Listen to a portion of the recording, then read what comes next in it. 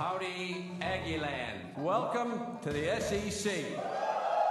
Our program will be built on 4 principles in which I talk about all the time: toughness, effort, discipline, and pride. Dang it! I'm going to have to buy that boy cream cone. Now I'm distracted on my point. What were we talking about? It's bullcrap. All I care about is winning. Show me the dang baby. You do it till they do it right, and then you do it till they can't do it wrong. Go get him. Why are you dancing around? Eat him like he's a steak.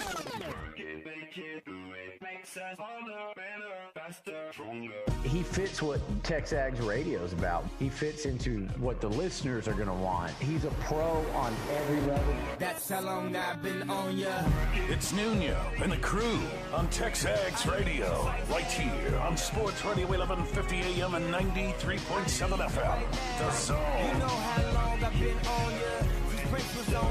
All right, so I was ready to turn the page, but then Buzz brought me right back in. Talking like Michael Corleone in Godfather 3. We're right back to where we were, but that's okay because Buzz was epic last night. I won't call it a rant. I'll just call it, it felt like off the cuff, but it was obviously a piece that he put together and put a lot of thought into, along with his 9-page document. We'll get into all that. He was classy. He was on point. And he was speaking for Aggies everywhere. Now, there are some that are saying we're being whiny. We were whining about the college football playoffs, whining about the NCAA tournament. Too bad. We're allowed to be whiny when things are wrong, and it starts a discussion and a dialogue that I think that needs to happen, asking for transparency. We should know, right? Like, we should know how these things are done. We should know what the NCAA selection committee is looking at and how, and not just give answers like, well, we just thought that this team was ranked higher and this. No, give us some information, because at the end of the day, Buzz, he's got a lot on his mind. He took time to think about it, and that's what I've learned about him since starting to cover him. But, that is the headline today. But we've got to talk about the victory yesterday, 74-62. Again, it was very close in the first half, and my kids were there with me, and they're like, are you worried, Dad? I was like, no, I'm not worried. Dad, are you worried? No, I'm not worried. It's halftime. Dad, are you worried? No, I'm not worried. I wasn't really worried, but I was intrigued by the way Alcorn State was playing out there. The Aggies got it up to, 21 in the second half, and it became a little bit closer, obviously, afterwards. But we'll get into that. It is TexAgs Radio, presented by David Gardner's Jewelers here in the Rollo Insurance Studio. And I do got a comment or a question for everybody if you want to chime in. How do you feel about Buzz Williams' comments on the NCAA selection process? You can do that multiple ways on the A&B text line, 979-693-1150, A&B, a College Station branch of the Amarillo National Bank. Good Texas banking, the website, amb.com. Or you can call us up on the BCSI hotline, 979-693-1150. The other story we have to get into, and we are going to do a lot of football, by the way, but baseball. Ooh. That's all I can say. That bullpen's struggling. We'll talk about that throughout the show as well. But right now, we're going to begin the Go Hour with my friend, confidant, Heisman Trophy voter, Olin Buchanan, who got home much later than I did. Good morning to you, Olin. Good morning. How are you? I'm good. I know we're going to talk about Buzz and what he said, but I'll say that I was stunned because coaches just don't make a point like that to have I'll call it a speech, but I liked it. I like a coach that doesn't just say, okay, this is out of our control, we're going to move on, repeat all the typical talking points and cliches and things like that. I like that you had a coach that expressed his dismay, and I would have liked for him to express it Sunday night when I was there with him. Yep. But Buzz is a very analytical guy. Mm-hmm. And so he wanted to be able to break down everything in the numbers, compare everything that other teams had done before making a statement. And he made a powerful statement. He made a powerful statement, and we're going to listen to it in its entirety here in the next segment because I think it's really worth listening to, and then we can kind of break down some of the points in his 9-page document, I should say. So it's a pretty lengthy thing out there. But right now, let's I guess start things with the way the game was played, because we start with the game, and I'll give a lot of credit to Alcorn State. They had a really good defense, a big man in the middle that clogged the lane, that made it hard for A&M, especially early, to attack. They wanted it I hate to say wanted it more, but this, as I told you before the show started, was kind of their Super Bowl for them, like a SEC game. And A&M, unfortunately, they didn't get what they wanted, so they were hurt. They were broken for a little bit. They found their way, and it was a little bit more difficult than we expected. But then when they turned it on, they turned it on. Yeah, I thought A&M looked like a team that was somewhat disinterested in the first half. I didn't see near the intensity or the precision that I saw in Tampa. I saw them get their hands on a lot of missed shots by Alcorn, and then would lose them out of bounds. Yeah, just all the telltale signs of a team that's not focused were there. But in the second half, Buzz said, he told them that he's as big a problem, if not bigger than they are, with being, I guess, sidetracked by what went on with the NCAA tournament. So they got their stuff together in the second half, and they were dominant. The game wasn't as close as the 12 points. No. Alcorn hit a couple of late threes. I think it was A&M, like an 8 or 10-0 run at the end. Yeah, A&M was just had some guys in that don't typically play a lot, and they were just, all right, let's get this over with. And but they were dominant in the second half as you would expect to be, and they were distracted in the first half as a lot of teams in their situation would be. I don't want to call it a passing of the torch because it's not that. Quentin Jackson is still the best player on this team, best offensive player at least. But we are seeing, I believe, Boots is stepping up into that role for next season because he has been a little bit more integral. He's always been integral, but I feel like he's more of a focal point, and he's taking over games a bit more than he was before because Q struggled in the first half, and Boots has just been consistent throughout. Yeah, those two have been the two primary leaders offensively, emotionally. I think they both have great toughness. I don't know if I think that Quentin Jackson has been a bigger factor. I think of like a horse team, and you have two together. Now, maybe if you've turned more, to the, I don't know if you put a dominant horse like on the left side, and so in that case, maybe Quentin is a little more dominant because of his scoring explosiveness. Yeah. But, Radford, he's had one of those games. Was it Auburn where he was the leading scorer? He shoots the three pretty well. He does. And he's got he's 6'2". And he may be listed taller than that, but he looks to me like he's about 6'2", and he finishes. He's able to drive and score over big players. So I just think that they're almost the same guy. To me, the biggest difference in those two is Boots doesn't do the highlight reel dunks. But he gives you the highlight reel rebounds. Yeah, not that those get on highlight reels. Yeah, so I think both of those guys are just like they're almost 1A and 1B in importance of that team. So maybe, Quentin's 1A, but if he is, it's not, it's not a significant difference in my opinion. You know the term glue guys, right? Yeah. Typically a glue guy. Role players. Are role players. Mario Elie comes to mind for me in the Rockets when I'm thinking about basketball guys. Maybe even Robert Horry to some sense. I'm using Rocket guys. I'm sure Bruce Bowen for the Spurs, and I know the Mavericks had J.J. Barea. So I'm thinking of the basketball glue guys. What I find interesting, the glue guys on A&M are really their two best players as well. So you need those two guys to do what they do because they do a little bit of everything. They get the loose balls. They get the big rebounds. They get the steals in the lane. They both do that. They also lead the team from a leadership standpoint and from a ability to lead them on the court scoring or whatever big play is needed. Can't argue with that. I think, Diarra may have emerged as a glue guy. If what I think is going to be interesting, and I know I'm getting ahead of myself here, but Quentin Jackson's going to be finished at A&M with his eligibility as soon as the season ends. Mm-hmm. Who's going to be the guy that can most adequately replace him in all the things that he does? Is it going to be Wade Taylor? Is it going to be Manny Obaseki, who right now hasn't shown the shooting ability, but that doesn't mean he can't get better. He shows me a lot physically, right? He's very similar. And I do think he'll be able to finish. I do.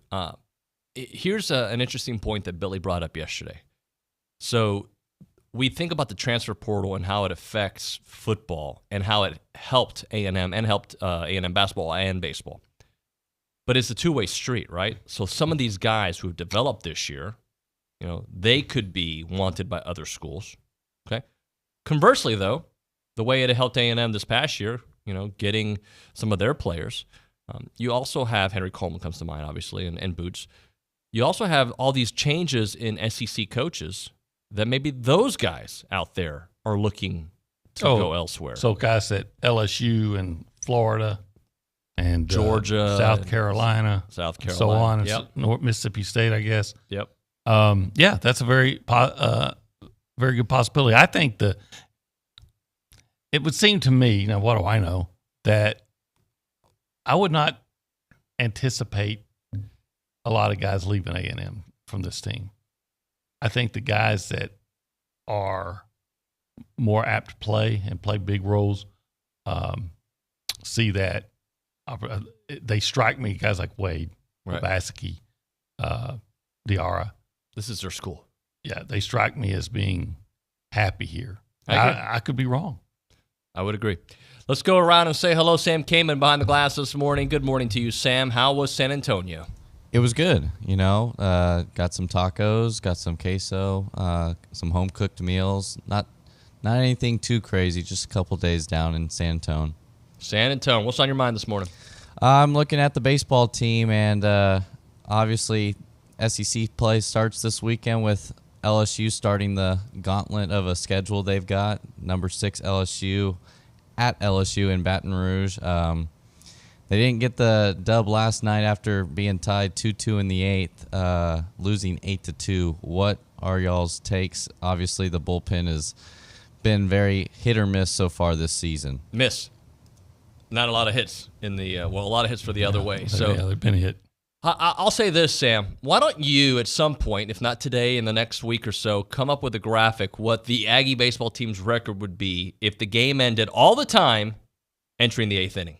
Like at the end of the 7th, that was the game. I'd like to see what their record would be this year, because there's a couple stories that can play out there. I think we kind of know about this bullpen now. It's not like it's going to be magically better as the season progresses, but it does give me some optimism knowing that this team has pretty much been in the lead or tied in every game that they've lost pretty much, right? Like there's not a lot of games you're looking at like, that one sure got away. There's been a couple for sure. Mm-hmm. So that's A. B, the runners in scoring position is still a huge issue. Huge issue. It was an issue yesterday. And the fact that they're getting on base was the talking point. Well, they're getting on base. They just got to finish. We're still talking about it with LSU up next. Yeah. It seemed to me, of course, I wasn't there covering it, but it seemed to me, I was trying to keep up with it on the thread, and it seems to me all the issues that have been the angst of this baseball team all resurfaced against Houston. Yeah. Because I was looking at it, okay, they're up 1-0, and it's in the 5th, and it seems like they got a big double play to maintain the lead, and then Houston scored, and A&M ran. Okay, it's 2-1. Can they keep this up? Can they protect it? Can they increase the lead? And the answer was no, they couldn't increase the lead. No, they couldn't protect it, which has been, pretty much a common theme. Common theme out there. All right, let's do this. Let's hit a break here.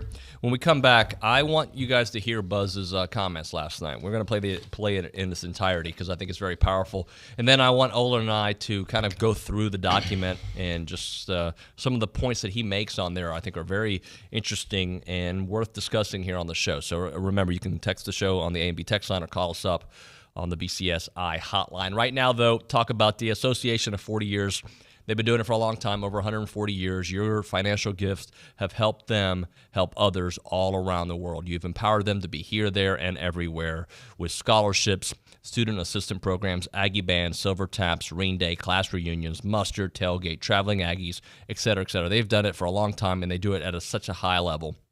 That's what the association does, and they do it because of the empowering stories. Again, using that same word, the empowering stories out there that Aggies all around the world have been a part of, and they love helping others, and they have helped so many doing that, and that's why they do it. So I want to encourage you to hear these stories. Hear them firsthand on IamTheWhy.com. IamTheWhy.com is the website where they have put together all these amazing human interest stories, and they're just going to help you understand the why. The what is helping Aggies everywhere, and the why is you, and you're a big part of it. So check out IamTheWhy.com. Again, that is IamTheWhy.com.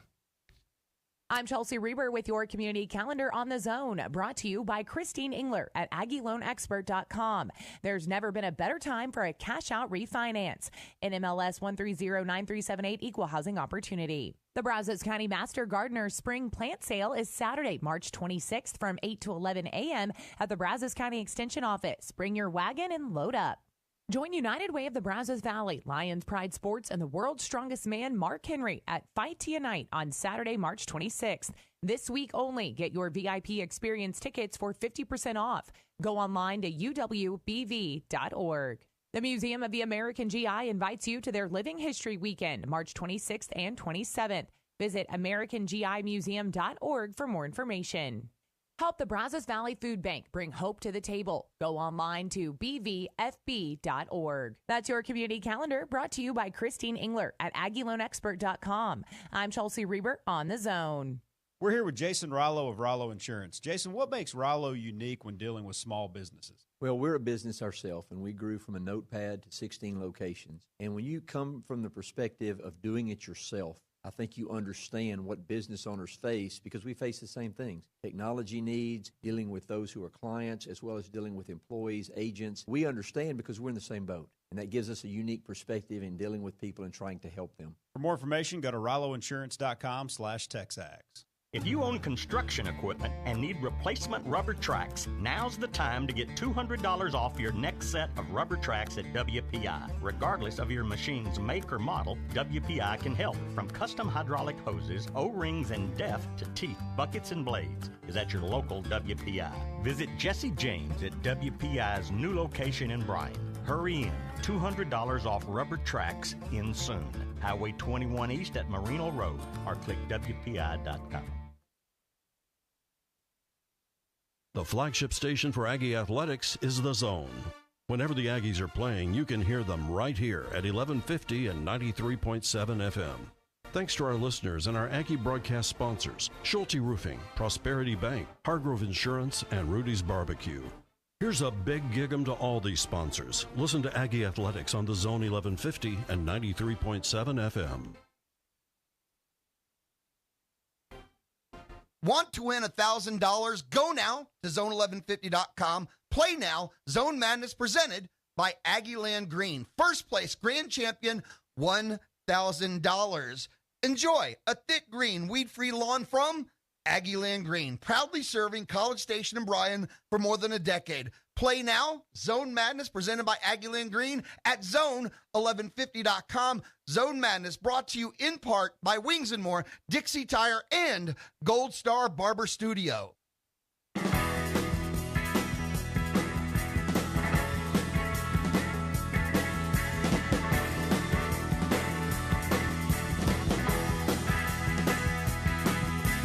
All right, we are TexAgs Radio. We're presented by David Gardner's Jewelers. We're here in the Rollo Insurance Studio. See a bunch of your text messages. We'll get to those here in a moment on the A&B text line. And, of course, you can reach out to us on the BCSI hotline as well. What are your thoughts on Buzz's comments from last night? You've heard us talk about it, and I want you guys to hear it in its entirety, about, 7-8 minutes long. But I think it's excellent information. We'll listen to it. We'll also kind of break down the document he sent out, and then we will also get into some football talk because ESPN added again, clickbait, and I fell for it, about a 64-team college football playoff, just like or college football tournament, I should say, And they actually had some good things to say about A&M. So we'll get into that here, and OB and I will flesh it out, as they say, or as I used to say, flush. But right now, here's Buzz Williams breaking it all down last night. So that I can hopefully stay on track and not ramble, I have prepared an opening statement for tonight. I apologize in advance for this taking longer than normal, but for many reasons, I think this is the right approach. And even though I've always answered any question you guys have asked, once I'm finished with this statement, I'm not going to answer any questions going forward on this topic, because my statement includes all that I'm comfortable sharing. When you are completely absorbed in a worthy cause, you give it all of your time, energy, and emotion. The sacrifice required prevents you from being aware of anything other than the cause you are devoted to. From Valentine's Day through Sunday afternoon, everyone in our program and the families they represent gave all they had. And in a way that I have never witnessed personally or professionally, gave their absolute best on a daily basis. And in truth, as the odds continued to grow against us, found ways to get better and embrace the task at hand that particular day. During that time, we won 5 of our last 6 to finish the regular season, and won 3 of 4 last week while advancing to the championship game of the conference tournament. That ending propelled us to a total of 12 SEC wins for the season. We found out Sunday afternoon that those numbers weren't good enough to be invited as an at-large team. We were and are completely devastated and heartbroken. Sad is the wrong word, because it doesn't completely express the totality of our emotions. Since our return late Sunday night, I have spent all of my waking hours trying to better understand the data on how those 12 SEC competition-only wins weren't enough, while knowing that the 4 teams in our league that won more than that were all a 4 seed or higher. As I began to do research, the first thing I wanted to learn was how members were selected to the committee and how the selection of those members even worked. In other words, what committee selected the committee? I wanted to research who was on the committee for this year's tournament, their career paths, and how when they were appointed to their position on the committee, so that once they were appointed, what data is it that they study? When, where, and how often do they meet? And when they meet, what are the topics of discussion? And during it all, what metrics do they look at? And what is most important? I wanted to make sure that I studied it all with the lens they do, so that I could better understand how what we did this season wasn't enough.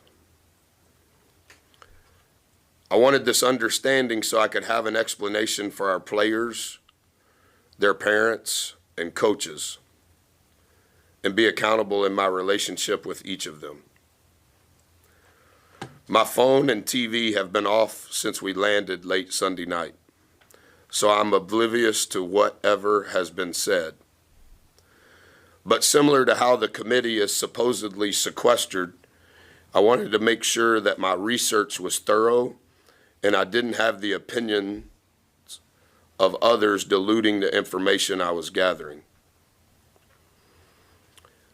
So that this doesn't turn into a math class, I have brought copies of the summary of my research, if for some reason any of you would want one.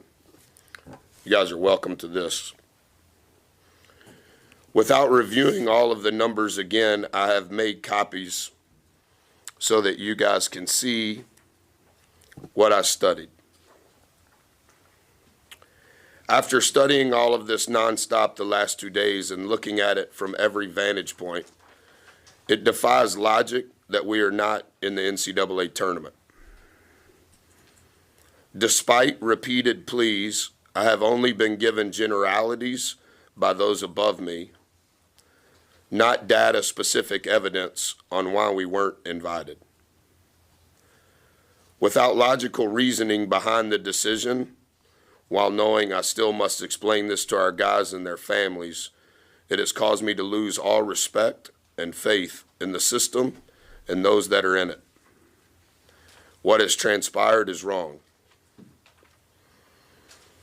I am so sad for all of the young men in our program, especially those who decided to stay at Texas A&M with their COVID year of eligibility.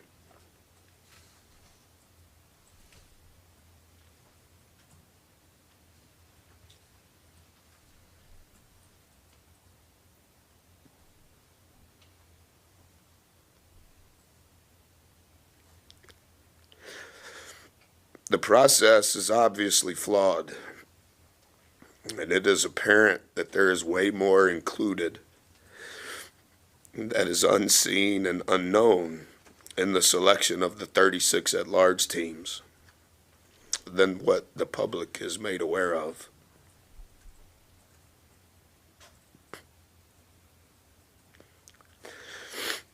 Until there is complete transparency and accountability, the system will stay broken, and this will continue to happen.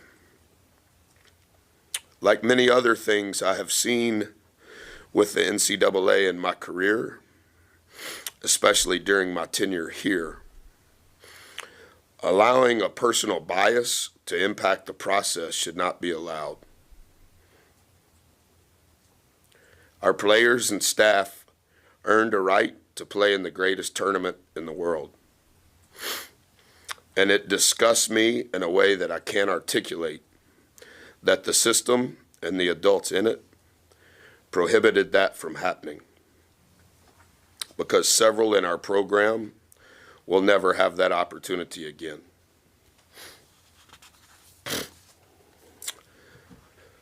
Despite how disenchanted I have become with all of this, I will always stand up for our players and the families they represent. Regardless of the opinion of anyone, that is the least that I can do. Our focus is now on what we can control, and I will answer any questions about tonight's game. All right, that's Buzz Williams last night, and I wanted you guys to hear it in its entirety. There's a lot that I want to unpack from that and some text messages that have followed in. Listening to Buzz there, and then OB and I will go through the document a little bit. I do want to get into that football conversation here in the first hour and some Von Miller rumblings out there, OB, that might make you smile here. Yeah, it would. Yeah, so but we'll do that when we come back here on TexAgs Radio, presented by David Gardner's Jewelers and the Rollo Insurance Studio. Right now, I want to talk about Christine Engler, AggieLoanExpert.com. I just like to call her the Aggie Loan Expert when I call her. Hey, Aggie Loan Expert. She was like, no, just call me Christine. No, you're the Aggie Loan Expert. Hopefully you guys will do that when you talk to her. Just call her the Aggie Loan Expert. I mean, she's got a name. You can call her Christine Engler. Sure, why not? Because she's great, and she's doing wonderful work here in the Brazos Valley. It's a crazy market, and other lenders are taking months to close loans. Not Christine. No. It's a very competitive, and multiple offers are out there, and she can give you multiple scenarios with the Aggie Loan Expert. Her team offers low rates on-time closing, streamlined digital mortgage technology, and customer service that nobody can match. And with a pre-approval from Aggie Loan Expert, you'll be backed by her 21-day closing guarantee. So in 21 days, close. Hey, I want this loan. Okay, here's 21 days later. Boom, there you go. Move in right now. Go ahead. Get started at AggieLoanExpert.com. Christina's a great Aggie, class of 97, and she's offering these competitive rates out there. So jump on it right now. If you're looking for a new home or if you're looking for a refi, she's the way to go. Terms and conditions do apply. Christina Engler, Aggie Loan Expert, NMLS number 1309378. Company NMLS number 1324641. Equal housing opportunity. His playlist might have Oasis, Bad Bunny, and Kanye, but he's thinking about his Aggies all the time. Hey! It's David Nuño and TexAgs Radio on The Zone. Is your business expanding? Eagle Support Services to the rescue. Proudly located in College Station, their full-service warehouse offers both short and long-term inventory storage. They can also kit your merchandise and ship it nationwide, providing an all-in-one fulfillment solution. For your warehousing and fulfillment needs, visit EagleSupportServices.com. That's EagleSupportServices.com. Eagle Support Services. Local storage, nationwide fulfillment. Chili Fest 2022, presented by Miller Lite, is headed to Snook, Texas, April 1st and 2nd for 2 days of live music, including Saturday performances by Tanner Usray, Pecos and the Rooftops, Colby Cooper, Easton Corbin, and headliner Co Wetzel.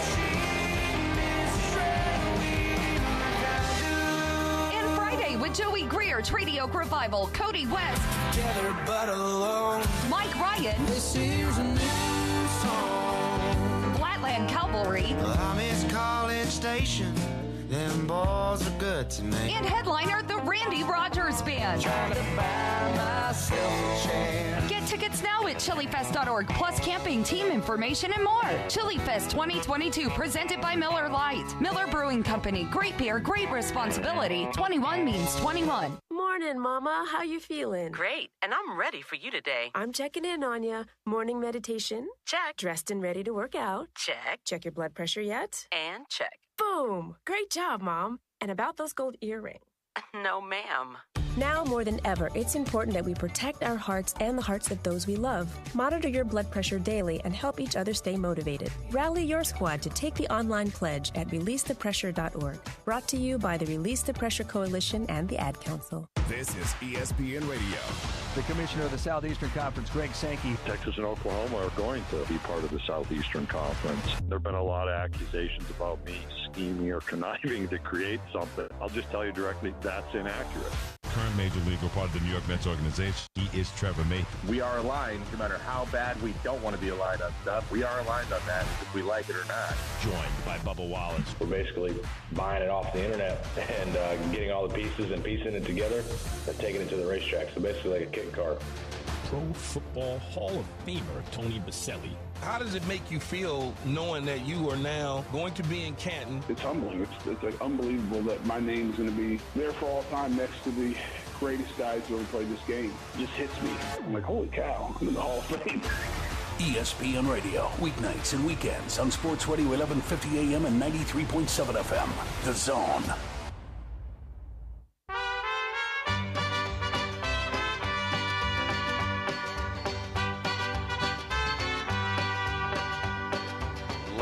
It is TexAgs Radio. We're presented by David Gardner's Jewelers here in the Rollo Insurance Studio. Appreciate everybody listening in here on the program. I got to get to the A&B text line. So here's one from Ross. He sent out an earlier one, but he says, has there been any response to Buzz's statement by any national media? And I actually am looking through. That statement didn't come out till, what, 10:30, 11? Probably later, yeah. Yeah, okay. So, and I know people are waking up to it this morning. So I haven't seen much. I did do a quick search. I saw Marty Smith talk about it from ESPN.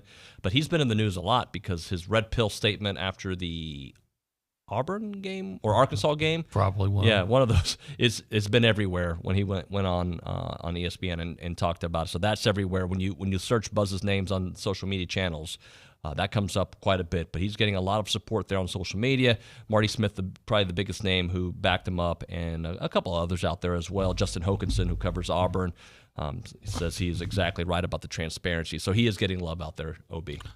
Well, it's hard not to look at it and argue Buzz's statement that A&M's omission defies logic. He did the numbers.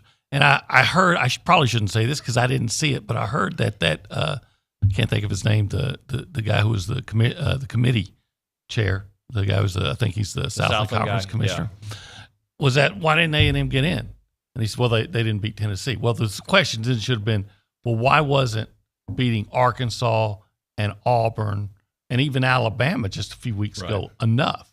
And that would have put him on the spot. But the fact that you know what people are getting at, and you just said, well, they didn't win the conference championship. Well, that sounds to me, OB, is that's a ducking a question. Yeah, it's not only ducking a question, but it's like the conference championship short of that, you weren't getting in, and they had to have decided that before 3 weeks before, or whatever. Absolutely. And that frustrates me because that's still part of the season, and everybody's hung up on the 8-game losing streak. Which, by the way, I don't want to make excuses for it, but 2 of those losses were to LSU. Mm-hmm. One was to Arkansas on the road. One was to Auburn on the road. One was to Tennessee on the road. There were some bad losses in there, but when you look at 4 of those 5 losses half of those losses were on the road against teams that are ranked 6th seed or higher. Right. But what they do before the 8-game loss, they were 15-2. What they do after, they were something like 7-2, 8-2. Yep. So why do you have to focus on that part of the season? Are we just going to say that the only part of the season that matters is January 15th through February 15th? Apparently so. That's what they're telling us. I would like that transparency, so that's what all that really matters is what you do in that month. Hoyt on the A&B text line. Whoa there, Coach. Cancel a little bit of the sour grapes. To me, winning earlier in the season would have cured this problem. Am I right? No, you're not right, because you got to look at the totality of the season. The totality. And then you can compare it to those who were not on equal footing to A&M getting into the tournament. And, in fact, Buzz has in his documents, and we'll go through that here in a second, examples of where A&M should have been ranked higher than that. Chase in Houston does say that there is some criticism out there from Seth Davis. He says, I applaud a coach expressing his view and sticking up for his team. I wonder if Buzz would call the coaches at Indiana, Wyoming, Notre Dame, Rutgers, and explain why their team deserved to be left out. Well, I don't know if he'd call them if they called him. He has the data that he accumulated, and I wonder if Indiana's argument wasn't boosted by its performance in the Big Ten tournament, right? Because then they beat Wisconsin. I believe that's correct. Yeah. So, is that what made a difference for Indiana? I think the Big Ten got way more benefit of the doubt than the SEC. Well, without a doubt, they got 9 teams in, which is, and I pointed out before, 5 of those teams are ranked 7th to 11th or 12th. All of those are under what all of the SEC teams are seated, and that just, to me, is the committee by its own ranking saying, hey, A&M with a better record also did it against better competition than Indiana. Steve in College Station, Coach Buzz, that's my coach, Dave and Edmond. One word to describe Buzz, authentic. And I agree. He's very authentic out there. I want to go through some of these because it goes back to those saying, well, you should have won earlier in the season. So here's some notes from Buzz's document that says, notes in comparing our resumes. Things that stand out comparing our resume to the bottom 16 at-large bids. Better net than 7 of them, okay? Yep. And apparently net's... that's supposed to be the big, the major data point. How much is net rating valued, he says? More quad 1 wins than 3, tied with 4. Does it come down to who beat the most good teams? If so, we have the same or more Q1 wins than 7 of the 16 teams. More wins against the field than 10. Yeah, I mean, it, like he said, it defies logic. There is no way you can look at that and say A&M shouldn't be in. I know, I'm going to use this in a column later today. I know being on the committee is a thankless job, but in this case, it was a thinkless job. Oh, I like that. Yeah, you like that? I've been saving that one for my column. Here's more. If it's about winning most games against the best teams, then this should speak for itself. Only 6 of the 16 teams have more quad 1, quad 2 wins than us. Made it further in our conference tournament than 12. Yeah, you cannot look at Wyoming. You cannot look at Marquette. You cannot look at Davidson even. Yep. And tell me that those teams should be in over A&M. And now I'm not going to be that guy that says, okay, A&M has 12 wins, so they should be ahead of Alabama and they should be ahead of LSU. You lost twice to LSU. Now you beat Alabama, but Alabama has the win over Gonzaga and Baylor and some others. So I'm going to look at it and be objective. And objectively, I believe, somebody says you're biased. Okay, fine. I can't change your opinion, but I know I'm looking at this objectively. And to look at it objectively, Buzz is right. There's no mathematical explanation for A&M being left out. Okay, I'm going to read these two parts here because I think they say a lot. There has to be some level of who's playing their best basketball at the right time. There's not a single team with a better record in their last 10 games than us. There's actually 13 teams with a worse record over those last 10 games than us. We are playing our best basketball right when you want to be. If you want the best games with the best teams, you need to have the teams playing the best when it means the most.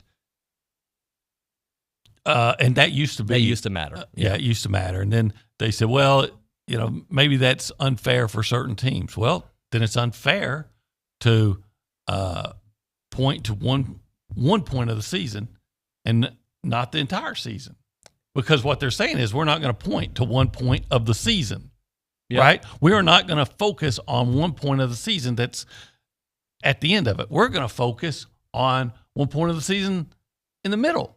It's talking out of both sides of the mouth. Let me read one more. If it's about strength of schedule and playing as few bad teams as possible, then we have a case for that. Only 9 of the 16 teams played fewer quad 3-4 games than us. If our weak non-conference schedule is what is being held against us, then you should have to hold it against these 7 teams as much. Yeah. It was... he brought it, my friend. Well, and what he did was he brought it with facts. Yeah. It wasn't just which again, I would have loved to have gotten the scoop, right? I would have loved to have been the only person that got to report that on Sunday. But Buzz did not want to come off as just some scorned guy that's raging because he didn't get his way. No, that's not how he's a very analytical guy. It's the way he coaches basketball. He wanted to be able to sit down, consider what every other team has done and what this, with all the metrics and compare them to A&M. And when he did that, A&M compares favorably to almost all of those teams. And again, I still think that the fact that 7 members of the committee are representing mid-major conferences or universities, and that's why you have some teams, mid-major teams, that you just scratch your head and say how they get in. I have a thought, and it's a terrible thought, but it just hit me right now. So I have friends that are in the media that lobby for certain people to be in the Hall of Fame, okay? And they go and they make these presentations at, I'm talking Pro Football Hall of Fame. Okay. And they go and say, hey, I believe Warren Moon should be in the Hall of Fame. Here's his stats. This was held against him playing in Canada, yada, yada, yada, Warren Moon's numbers. And they go and they make these presentations to everybody who votes, okay? Yes. Why not have something similar with the NCAA tournament for the quote-unquote bottom 10 teams, where there is somebody who can come out there and present facts like this to the board to give them an educated view? Because in my opinion, whoever is on the selection committee does not have enough time to really absorb all the information. So you allow, and I don't know how you'd make it work from a timing perspective, but here's some information that you are avoiding for whatever bias you have. At least now you have an advocate for all the teams that are on the bottom tier, or the bubble teams, if you will, and they decide what that criteria is, and you make your presentation, and that is the lasting impression, along with what should be the conference tournament, into your voting. Well, the problem is, do you know who those 2 teams are to vote to? So you're saying by like when do you decide who are those? So you move things up, okay? Okay. You move things up, and you know what? We live in a world where you can get on a plane the next day and show up to the. Well, you don't have committee. to do that. You could do you can do it on Zoom and say, hey, you will all have 10 minutes to make your case, and that's stuff that Buzz and his staff and other programs can work on throughout the year as you get close, because you realize you are a bubble team. And my answer to that is you don't have to do that if the committee is honestly doing their job. Yeah. Look, I know every year there's going to be some people left out, some teams left out, and they're going to be angry, and they're going to have a case. But I don't think you usually have a case like this, right, where it's obvious that the committee just did not do its job. They didn't. And if it's sour grapes, I'm sorry, we're upset. And we live in a world where people voice their opinion, so deal with it. Well, you can call it sour grapes, and that's fine. I mean, yeah, I'm angry. But I think I think the data shows that the committee just did not include, where A&M's concerned, the results of a postseason tournament, and it appears that it did include the results of a postseason tournament where Indiana was concerned. Yep. All right, let's do this. Let's hit a break. We'll come back. If you want to get in, you can, 979-693-1150. That is the BCSI hotline. You can text us as well on the A&B text line by that same number, 979-693-1150. Let's talk a little Milliken Reserve, farm-to-table community in College Station. It's beautiful. It's not far from where I live. You guys can make the drive from Kyle Field. Just go down Wellborn. You know, you're coming from Kyle Field, make a left on Wellborn, boom. Or I guess it depends where you're coming from. But coming from Kyle, make the left, go down for a couple miles. You'll see it on your left-hand side. It feels like you're out in nature, but you're also very close to I think, the big city of College Station. My parents are in town. Like, wow, this place has really grown. It's really spread. Yeah, that's right. It has spread, but you still have that charm that you want, and that's what they have at Milliken Reserve. Their mission is to build a healthy community around nature, and they've done such an effective job of doing that. They got a healthy community, and they've got all this open space, 2,600 acres of open space, 30 miles of trails. They connect families to nature and to each other. So go out there, enjoy the scenery, enjoy the lifestyle, and get out there and go some hiking and biking and canoeing, kayaking, equestrian trails. You got the evening yoga there, the summer camps, the music festivals, the farmer market tours, the farm tours. Just a beautiful place for families to grow together, enjoy nature together, and just be outside and also live. You can live there. You can visit there. Doesn't matter. Either way, you're going to love it. MillikenReserve.com is the website, MillikenReserve.com. I'm Chelsea Reber with your community calendar on The Zone, brought to you by Christine Engler at AggieLoanExpert.com. With an easy refinance, save over $350 a month. NMLS 1309378, Equal Housing Opportunity. Troop Over the Hill presents a humorous, family-friendly show, An Irish Swine Patch. Performances are Friday through Sunday. Make your reservations at TroopOverTheHill.com. Registration is now open for the Bike MS Texas MS 150.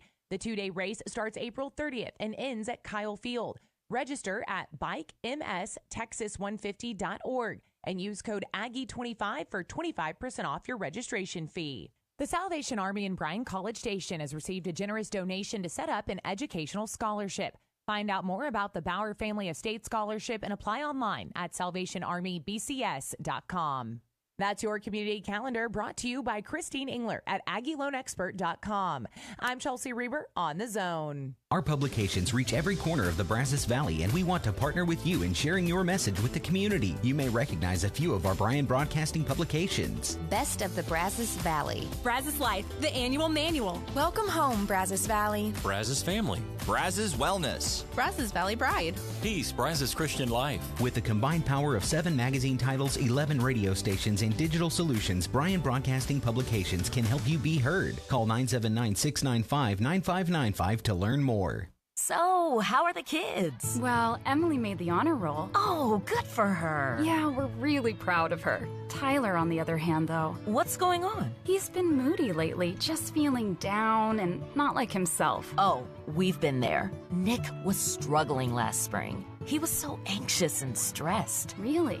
What helped? Well, he joined the soccer team. And ever since, he's been a lot happier. He has more energy, he's less stressed, and he's definitely in a better mood at home. It's made a huge difference. That's awesome. Yeah, I'm glad he's getting out of the house, he's getting some exercise, and he's off his phone for once. It's been good for his mental health. Sounds like it's been good for your mental health, too.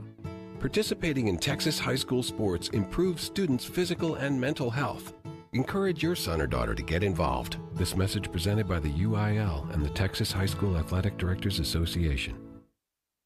Here at The Zone, we like to hook you up with tickets to all the places that you want to be. And it can be Aggie football, basketball, baseball, Schlitterbahn, or maybe seeing your favorite bands in concert. It's Chili Fest time of the year. And if you'd like to win a pair of tickets to go to both nights of Chili Fest, the Randy Rogers Band, Co Wetzel, and so much more, go register now at Gage Gandy Bail Bonds. If you'd like to win a pair of tickets to Chili Fest, go register now at Gage Gandy Bail Bonds.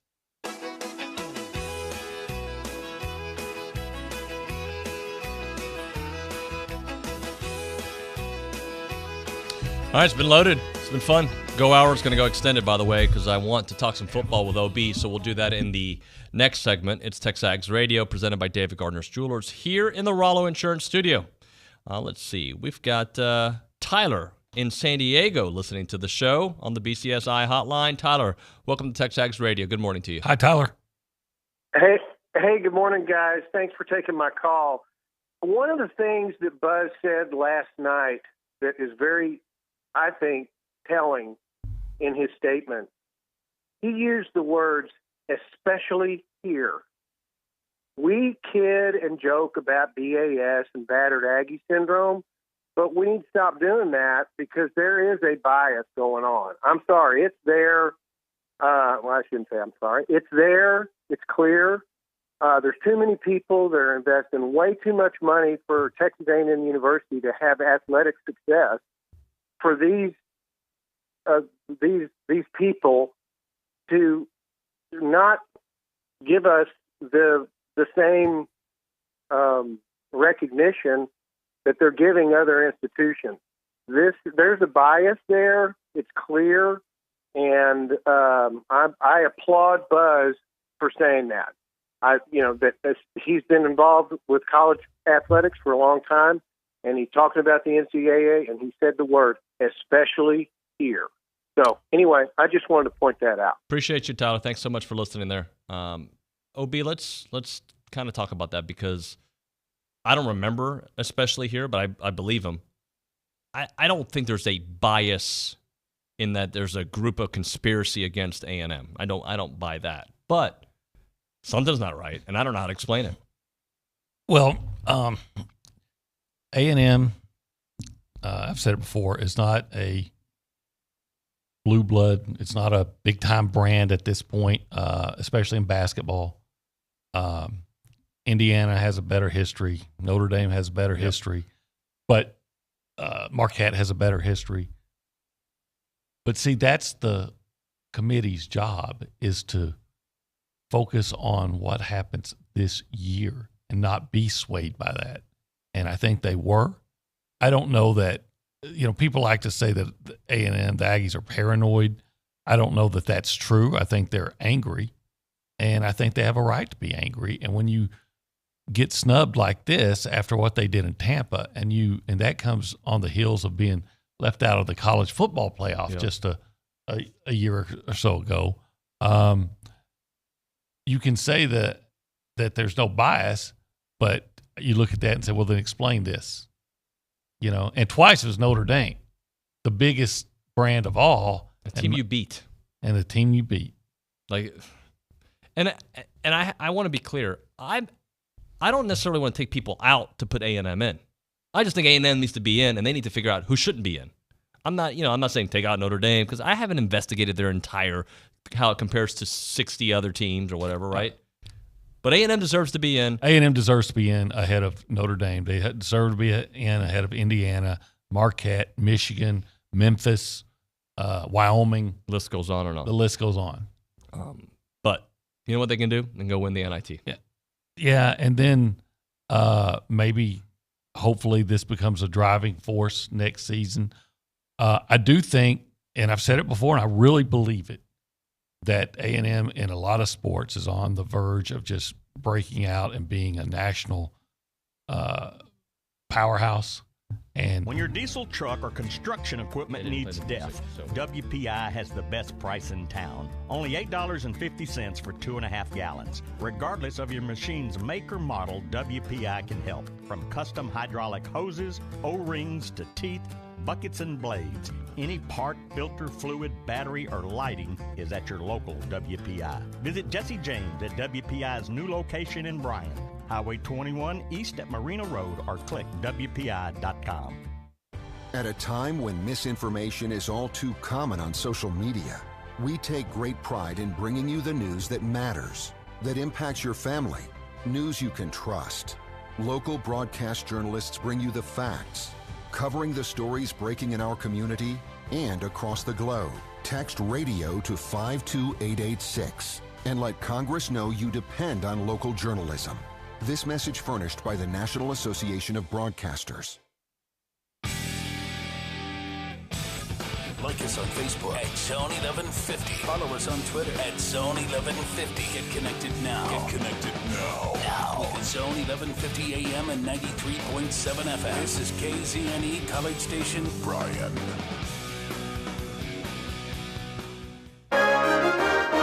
From WTAW, I'm Chelsea Reber with a news update on the Zone. 4 Houston men were held in the Brazos County Jail last night without bond after their arrest by Bryan police on charges related to the theft of a catalytic converter.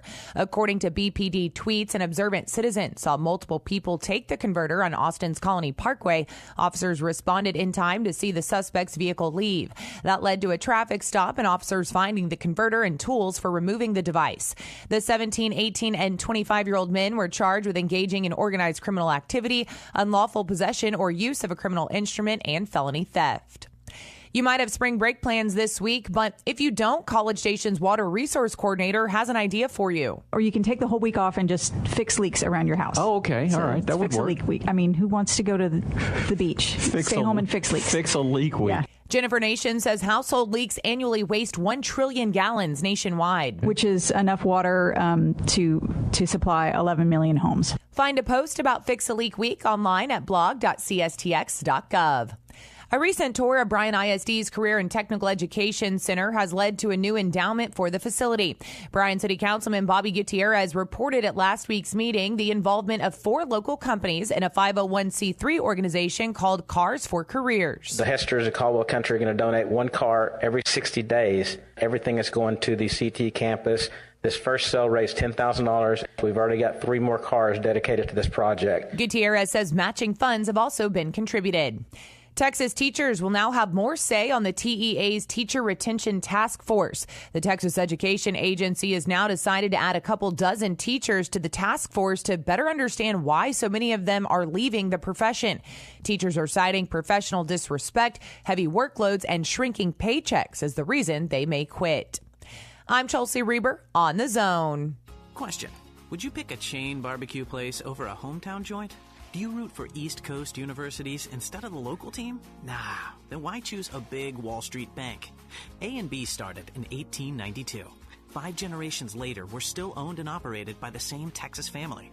We support this community. We value your privacy. We make quick decisions, and we hate red tape. We answer to you, not Wall Street. Bank with A&B. Family owned, Texas proud. Member FDIC, Equal Housing Lender. Is your business expanding? Eagle Support Services to the rescue. Proudly located in College Station, their full-service warehouse offers both short and long-term inventory storage. They can also kit your merchandise and ship it nationwide, providing an all-in-one fulfillment solution. For your warehousing and fulfillment needs, visit EagleSupportServices.com. That's EagleSupportServices.com. Eagle Support Services. Local storage, nationwide fulfillment. Good morning, sports fans. I'm Zach Taylor with your Aggie Sports Minute on The Zone. This Sports Minute is brought to you by Hilco Metal Roofing and Supply. Call 936-825-0500 or click HilcoSupply.com. Tyrese Radford racked up 14 points and 14 rebounds, and Texas A&M men's basketball pulled away from Alcorn State last night 74-62 in the first round of the NIT tournament. Now, despite the win, Coach Buzz Williams was still seething about the Aggies missing out on the NCAA tourney. After studying all of this nonstop the last 2 days and looking at it from every vantage point, it defies logic that we are not in the NCAA tournament. Despite repeated pleas, I have only been given generalities by those above me, not data-specific evidence on why we weren't invited. Buzz and the guys will look to make the committee regret the snub with a long run in the NIT. Next up will be a second-round showdown with Oregon. Texas A&M baseball was done in by Houston yesterday, 8-2 at Bluebell. The Aggies actually held a 2-1 lead heading into the 8th inning before the Cougars erupted for 7 unanswered runs.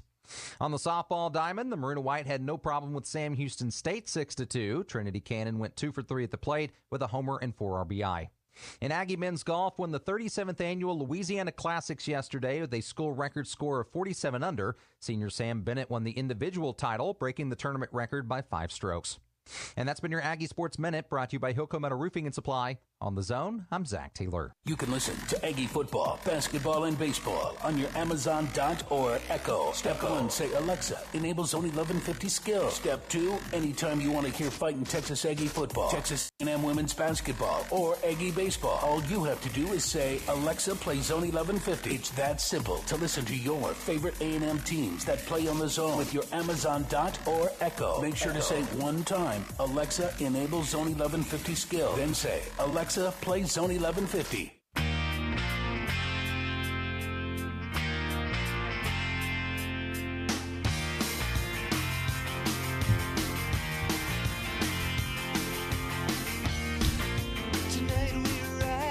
It's TexAgs Radio, presented by David Gardner's Jewelers here in the Rollo Insurance Studio.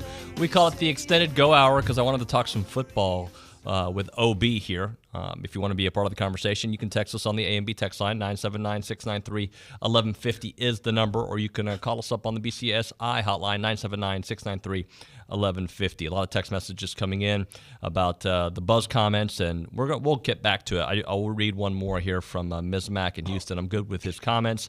But what do you tell your team is this? There's only one way to ensure the tournament spot. You win your way in. Everything else is subject to bias. You tell them life is unfair. And last Sunday is proof of that. And you tell them that that's the reward and effort itself. And you're proud as hell of them, which I think he's doing all of that, OB. Oh, well, he mentioned how proud he was of them. And he obviously is. I think he's really broken up about Quentin Jackson coming back when so many players were leaving, and Quentin Jackson came back, had such a spectacular season, and got left out of it. Didn't give a chance to play in the NCAA tournament. Do you miss? Well, you haven't really been able to go to spring ball. You've been covering the Aggies, or the Aggie basketball team, I should say. You're always covering the Aggies, but I think next week we'll be back at it. An email a few minutes ago came by to remind us about Pro Day coming up, and it is now we are transitioning from tournament time to spring football time, and obviously baseball time. Yeah, and so as long as basketball and then spring football going on, I stay pretty busy. After spring football is over, I guess we'll have from a football standpoint, we'll have the draft. We'll have the draft, yep. But then I get get that point where I'm like, okay, I got to start finding some things to do. What do you guys do on the show from middle of June to SEC Media Days? Well, once you get to the middle of June, it's not bad because now all the periodicals are coming out. If they come out in May now, and then you start, preseason hype in earnest. Yeah. It's that May is kind of a slow month. Yeah. Maybe that's when I need to take a vacation. And what about April? Well, April you have the draft to talk about. You have the draft, and you also have spring football going into April. Right. Like what is it, April 9th? April 9th is the day of the spring game that we will be all over, by the way. Now, in the past, typically what I've done is contacted a beat writer for every team, every major team on A&M schedule, and get a post-spring report on them and put something about. I'm sure I'll do something like that too. We'll be doing something similar on the show as well with our cast of characters from the Up to the Second College Football Show. So I wanted to bring up this interesting, it is obviously a very March topic for ESPN, 64-team football bracket, okay? And you could figure out who the top teams are on this bracket. But A&M came in with a 2 seed, according to this. I can't argue that right now. I'm going to just read you some things because I find it interesting. They don't have the whole thing. They have it all the way to the Sweet 16. But here's what it says. In this side of the bracket, number 2, Texas A&M taking on number 15, Washington. Okay. A&M wins that one. But not by a lot. Again, this is all hypothetical, yada, yada, yada stuff. But it says A&M would win 27-15. Too close for comfort for Jimbo Fisher and the Aggies in this first-round escape. But give first-year Washington coach Kalen DeBoer credit for having the Huskies ready to play. They're just unable to finish drives. Then in the next matchup, and it's a lot of SEC love here, it is number 2 seed Texas A&M taking on the 7 seed Ole Miss. Well, so A&M's going to probably have to beat them twice. And probably does. And according to this, the free agency and NIL chatter between Fisher and Kiffin during the lead-up to the game is entertaining, but the game itself is even more entertaining. Antonio Johnson seals it for the Aggies with a safety blitz to stop a late Ole Miss drive. He actually is like whoever. I think it's Chris Lowe or one of those guys. Chad Lowe, Chris Lowe. Like actually envisioning how these games are going to be played and actually giving game balls to Antonio Johnson. Yeah, I'm going to be somewhat suspect about Ole Miss's defense again. It was better than I thought last year, but they lost somebody. They lost that big old Sam Williams, and I think didn't that linebacker that came in from someplace, I don't know if he's still there, and they had a safety from Navy, and the biggest loss and DJ Durkin's here, yeah. So, but it has they lost that quarterback. Yeah. It has A&M, Matt Corral you're speaking of. It has A&M winning 35-31 in that game. So it sets up a regional finals, all right? And the 1 seed Georgia taking on the 5 seed Miami. Okay. Georgia wins. I'm surprised Miami's going to be seeded that high, but go on. And the 2 seed Texas A&M. Against Alabama? No, versus the 6 seed Kentucky. Alabama's on a different call. Oh, okay. So a lot of SEC love there. Yeah, and I would suspect that A&M would beat Kentucky. I know Kentucky is going to sustain some significant losses, and didn't they lose their offensive coordinator as well? I believe they did. Yeah, don't get me lying. But you know who they lost? They lost that. I think they lost that good receiver. Maybe I'm wrong. Wan'Dale Robinson. I think he went into the draft. I think you're right. And I thought he's their best player. I don't know if Christian Rodriguez is still around. No, they're going to be good. I wonder if they're going to be that good. But surely Chris envisions A&M winning that game too. He doesn't say. Okay. He doesn't say yet. He's waiting for to be continued. I see. Like a good drama on television. Yeah, We're going to have to wait till next week. I actually, Chris and I were co-workers for about 2 weeks. Okay. he was working for Rivals, and we both covered a Tennessee at Cal game together. All right. Yeah, so I know Chris pretty well. Chris is pretty level-headed. He's going to take A&M. He will? Okay. I think so. Yeah, well, I mean, they are the 2 seed, but let's not be predicting upsets just yet for Texas A&M. But I think that is fair seeding for where we are right now. Yeah, I mean, it's obviously just all in fun to have some content. I've said it before. I think A&M, there's no reason to wait till next year. There's every reason to think A&M is going to be really good this year. I think A&M is going to be really, really good this year. And I think A&M, with just a couple of guys stepping up, can be a legitimate national championship contender. We're going to have Connor O'Gara on the show here in a little bit. And I do want to ask him why A-Chain doesn't get, I think, some of the national love that he should be getting. Is it because he shared the duty with Spiller? Maybe, but like all you have to do is look at what his production on the field, look at his numbers, and you don't even have to go you can go as far back as the Orange Bowl if you want, but there was enough evidence last year that he was taking over the bulk of, well, not the bulk when it mattered in my opinion, but regardless, he was getting a lot of opportunities and becoming more the focal point. Yeah, I think you answered the question though. I think in the SEC people have figured out that Devon A-Chain's special, but outside of the SEC, the fact that he wasn't a starter, that he shares the load, all those things, I think makes it easy that A&M didn't win a lot of games, or didn't win 10, 11 games and play in those playoff games that everybody watches, gives Devon a certain stealth quality still.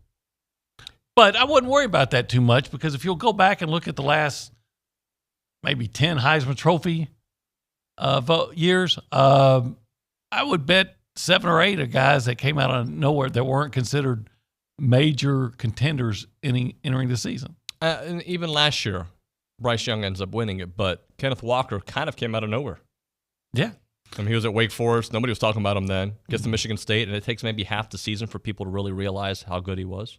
Mm-hmm. And, of course, he had that bad game against Ohio State, and that cost him. But, the receiver from Alabama the year before, no one's thinking a receiver's going to win it. Gosh, I should have my list of Heisman Trophy winners. But if you go down that list, you'll find a whole bunch of guys that before the season were not considered major contenders. In fact, last year, the number one contender, I think, most people would say was Spencer Rattler, and he didn't even finish as his team starting quarterback. And he's now on a different team. Right. He's on a different team. So and it just has me looking like that first part of the schedule sets up really nicely. I don't know if Miami's going to be any better. I don't know. I mean, long term, they'll probably be better, but I don't know if they're going to be better this year. My question would be, and I'd have to ask somebody from Miami because I'm not going to lie and act like I'm an expert on them. What has happened that would make you think Miami's going to be so much better? Do they just return a truckload of starters that were really good players? Is that what it is? Because I'm sure they've lost some guys, but do they bring in somebody that's a big difference maker? Right. No, I don't know. You're exactly right. I don't know enough about it. I know they've changed and they got a little bit of better recruiting, but when it comes to what kind of team they're going to put out there, didn't get Shamar Stewart. No, they did not. I will tell you, I looked. So I would say right after the first signing window, I remember looking at teams in the SEC West and thinking, well, Ole Miss is going to be down, Arkansas is going to be down, LSU is going to be down. And now I don't think they're going to be as down. I think Arkansas is going to be okay. I mean, again, they've done a really good job with the transfer window. I think LSU is going to take a step up, not only because they have a better coach, but they also have a better quarterback room. Although Max Johnson, I think, being there would have helped them quite a bit. And they may lose somebody once spring ball is done. They may lose somebody because all those guys. Miles Brennan's a 6-year guy. He's not going to want to sit behind. Is it Jaden Daniels? Jaden Daniels is interesting, and he's a really good athlete. But just from what I've seen in recent years, if you're pushing all your chips to the middle of the table based on a Pac-12 transfer quarterback, that makes me think you're pushing your chip. You're going all in on a pair of sixes. But that quarterback room, by default, should be better. Was it Walker Howard, or was his name? Well, I don't know what they've got with Miles Brennan. He played well early before he got hurt a couple years ago because against overmatched competition. Maybe he was going to be outstanding. But here's a guy that his whole career has been about 4 or 5 games. Yep. I don't know what you got.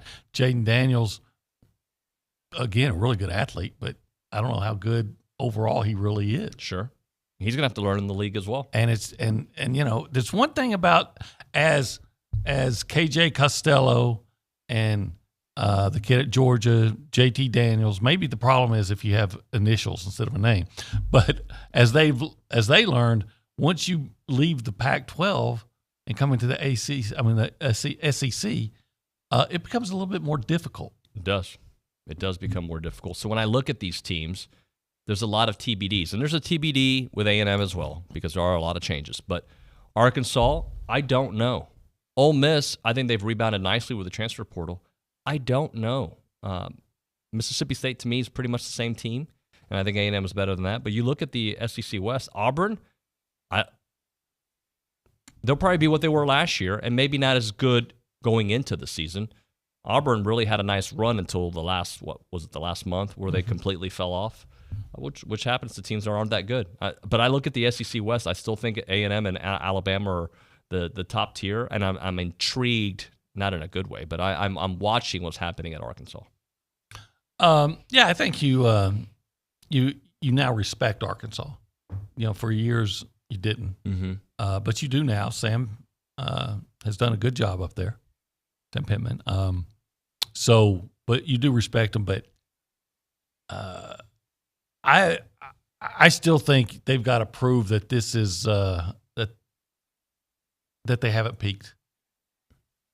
I don't know if last year was a peak year when they had that good receiver and some pretty good players on defense, and they really benefited from the transfer portal. Yeah, and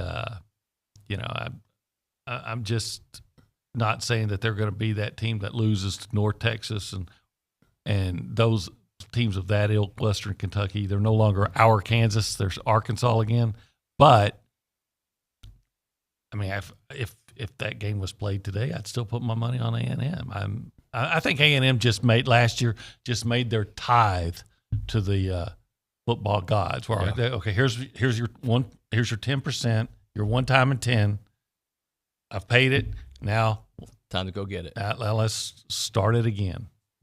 Yeah, start another long winning streak against the Razorbacks. We talk a lot about how the quarterback room is going to shape up here, but really there's other places. Well, LSU is the team I'm thinking about, which could lose some guys as well. With all that group that they have, Nussmeier, the young kid, Walker, whatever his name is, and now Jaden Daniels, and obviously Miles Brennan.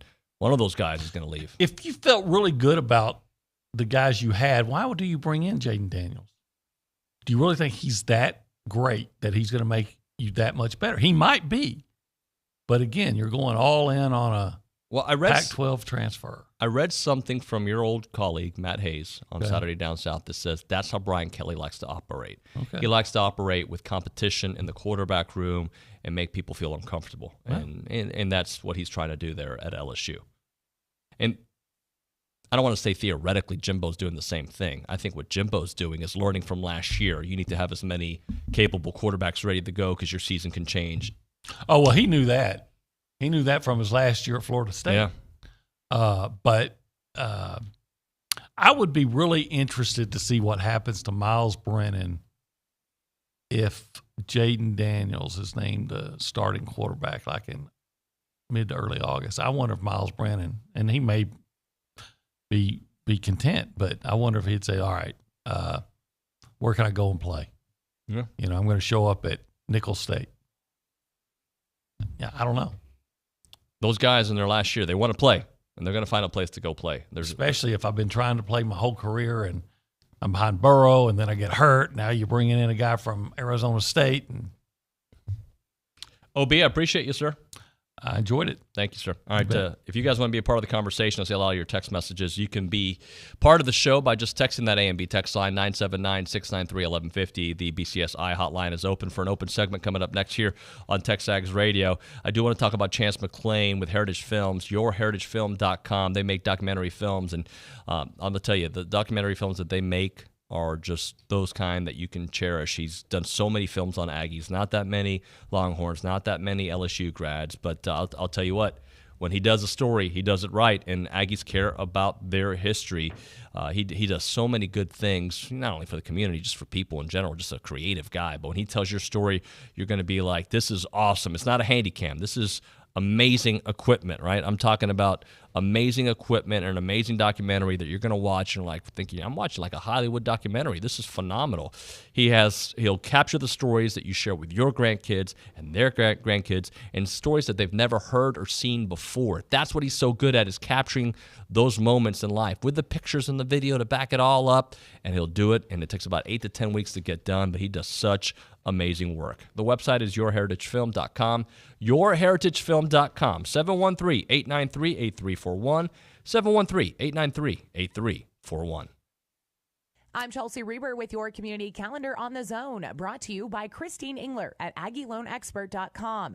There's never been a better time for a cash-out refinance. NMLS 1309378, Equal Housing Opportunity. The Brazos County Master Gardener Spring Plant Sale is Saturday, March 26th from 8 to 11 a.m. at the Brazos County Extension Office. Bring your wagon and load up. Join United Way of the Brazos Valley, Lions Pride Sports, and the world's strongest man, Mark Henry, at Fight to Unite on Saturday, March 26th. This week only, get your VIP experience tickets for 50% off. Go online to uwbv.org. The Museum of the American GI invites you to their Living History Weekend, March 26th and 27th. Visit AmericanGIMuseum.org for more information. Help the Brazos Valley Food Bank bring hope to the table. Go online to bvfb.org. That's your community calendar, brought to you by Christine Engler at AggieLoanExpert.com. I'm Chelsea Reber on the Zone. Is your business expanding? Eagle Support Services to the rescue. Proudly located in College Station, their full-service warehouse offers both short and long-term inventory storage. They can also kit your merchandise and ship it nationwide, providing an all-in-one fulfillment solution. For your warehousing and fulfillment needs, visit EagleSupportServices.com. That's EagleSupportServices.com. Eagle Support Services. Local storage, nationwide fulfillment. Shop local, buy local, save big. Hi, it's Jenny from your local Big Deal store. If you've never visited our website, you're missing out because we've partnered with some of the best local businesses in town. Dozens of gift certificates, all discounted, ready for you to buy today. Here are just a few of the businesses you'll find. C&J Barbecue and Getty Vineyard and Winery and Hungry Howie's Pizza. Shop and save now at AggielandBigDeals.com. Since 1957, Slovacek Sausage in Snook has been making the best tasting sausage in Texas from the same family recipe. Slovacek is the official sausage of Texas A&M Athletics. Whether it's from the grill to the family gathering or from the pit to the neighborhood party, serve the sausage voted best in the Brazos Valley. Serve Slovacek. Be sure to come in and check out their full-service meat market, relax on the front porch, or grab some fresh kolaches from their bakery on your way out. Slovacek Sausage, Highway 60 in Snook. Go now to zone1150.com. Make your picks now in Zone Madness presented by Aggieland Green. It's a $1,000 first place winner-take-all grand champion. There's a second chance bracket. There's a third chance bracket. $1,000 first place. Get the healthy lawn you deserve, guaranteed. Call the pros at Aggieland Green because it's more than just grass. Zone Madness presented by Aggieland Green is brought to you in part by Baked or Fried and Superior Auto Service.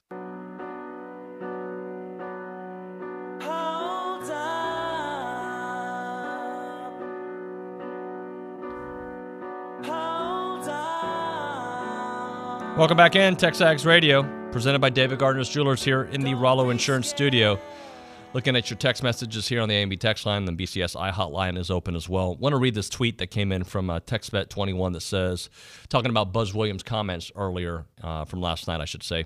What he says isn't just about A&M. Statistically, this happens yearly with no explanation. And do not get me started about seedings. This year's seedings are a joke as well. The entire system, if they even have one, is suspect. And I do agree. I'm sorry. Tennessee being a 3 seed, they decided that like weeks ago. A&M not getting in, they decided that weeks ago. Just ridiculous. I mean, they just, all right, I guess we're going to go with Indiana. Let's go. They've done it before. And that's exactly how it came out. And I think it's ridiculous, to say the least. Other things that are coming in on the A&B text line, talking about quarterbacks, who will start, in your opinion, who will start for Auburn next year? I think Zach Calzada's still recovering, and TJ Finley is expected to be the starter, at least for right now. We'll see how fall camp goes, but I do think that TJ Finley's got the lead right now because of Calzada's shoulder situation. And other text messages, as I learn English again. Here, Robbie in H-Town, he says, with regards to the statement by Buzz, those above who he's referring to, A&M or Sankey, that was an interesting comment. I think he's talking about maybe the SEC not stepping up. Maybe I don't think he's talking about Texas A&M there or any of the staff out there. Stephen College Station, they deserve to be in ahead of Texas A&M, Corpus Christi, Stephen Seastat.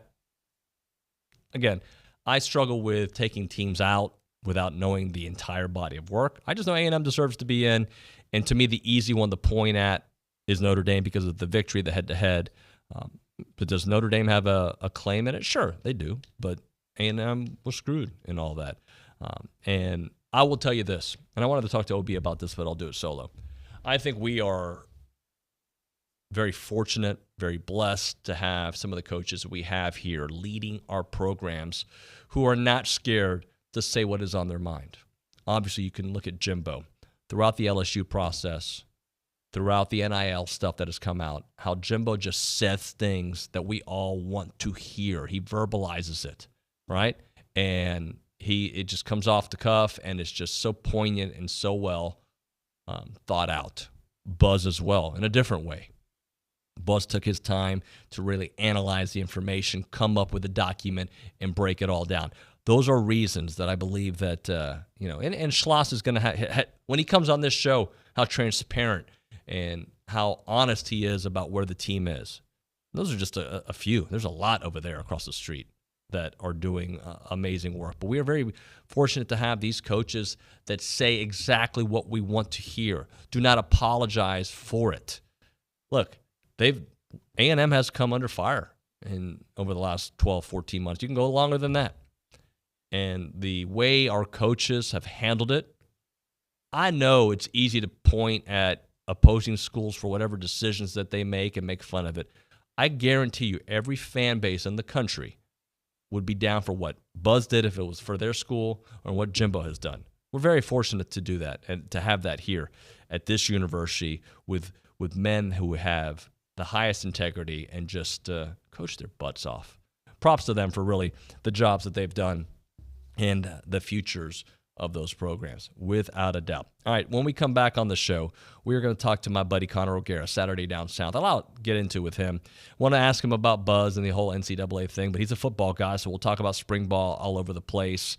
And also May 1, that's a big day this year. That's the day that players must be at their new schools to be eligible to play in 2022. So what does that mean for all these quarterback situations that OB and I were talking about at LSU and other places, and really for Texas A&M as well? What does that mean? Because they've got a couple months to get that done, less than a couple of months.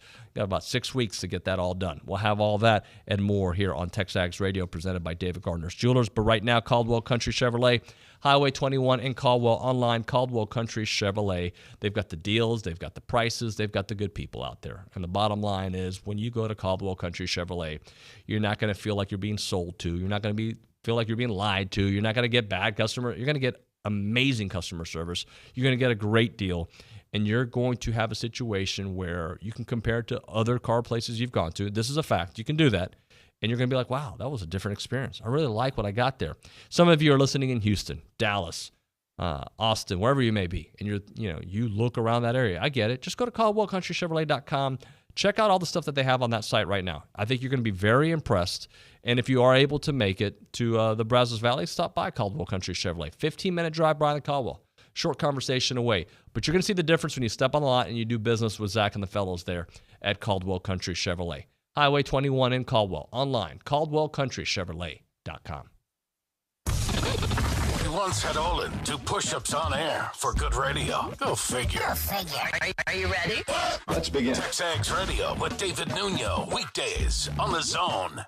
Hey parents, when it comes to your child's education, there's a lot to consider. No matter what you're searching for, search the Bryan Broadcasting half-price tuition program first. We've partnered with schools and learning centers throughout the area to get your students started with high-quality programs at half price. Right now, we're featuring half-price tuitions at Hopewell Classical Day School, Kinder Music, Happy Camper School, and more. Half-price tuitions are first come, first served, and availability is limited. Go to halfpricebrazos.com. Shop local, buy local, save big deals. It's not every day you can save money. Oh, wait, you can. Hi, Jenny here from Big Deals. When you shop Big Deals, you'll save money every day on dozens of gift certificates from local businesses like these. Nestle Toll House Cafe by Chip, Socorro's Second Chance Resale Shop, Superior Auto Service, and the Chocolate Gallery. Visit AggielandBigDeals.com to save big. AggielandBigDeals.com. Olivia from Washington. Laid off and trying to keep our little kids from realizing that Mommy and Daddy haven't eaten in a while. Roger from California. I'm grateful we could afford our son's surgery. I'm nervous that now we can't really afford food. Daniel from California. Choosing whether to pay the rent or pay to fix the car to get to work doesn't leave us with much at all. Now we can't even pay for meals. Donna from Louisiana. The storm just hit, and we went from donating to the food bank to needing it. Keisha from South Carolina.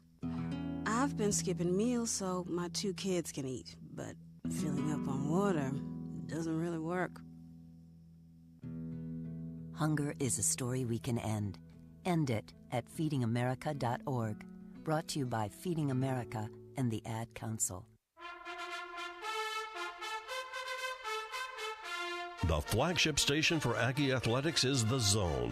Whenever the Aggies are playing, you can hear them right here at 1150 and 93.7 FM. Thanks to our listeners and our Aggie broadcast sponsors. Lance Lester at the Lester Group, Zwerneman Flooring, The Sleep Station, and Twin Peaks. Here's a big gig to all these sponsors. Listen to Aggie Athletics on The Zone 1150 and 93.7 FM. Sports Talk Madness is here. You have until Thursday at 11 a.m. to pick your 10 favorite teams of the tournament. Go to chiphoward.com to the contest page, pick 10 teams, sit back and watch the tournament. Simple as that. Sports Talk Madness is brought to you by First Financial Bank. Don't be the only one not playing this week. Go online at chiphoward.com and make your picks before 11 a.m. Thursday here on The Zone.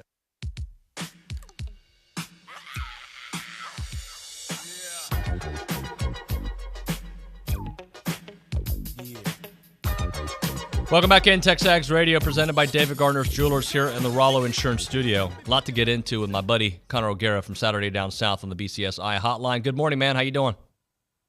Doing well. Nothing really to talk about this week in Aggie land. So I guess, we can just kind of shoot the breeze on spring storylines, maybe talk a little bit about, the quarterback battle. Nothing really intriguing in College Station. Am I right? Yeah. Man, you know what? You caught my attention this weekend because I feel like you were one of the there were a lot of people supporting A&M, but like even before the selection committee made their announcement, you were really very impressed with what you saw from A&M, and I saw you tweeting well before that they were a tournament team.